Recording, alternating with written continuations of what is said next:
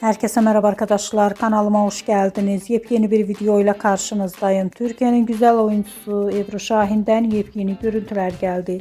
Ebru Şahin'in muhteşem görüntülerini sizler için YouTube kanalımda video halinde sunuyorum. Umarım beğenirsiniz. Arkadaşlar, videomu beğendiyseniz kanalımı izlemeyi ve bildirim butonuna basmayı unutmayın.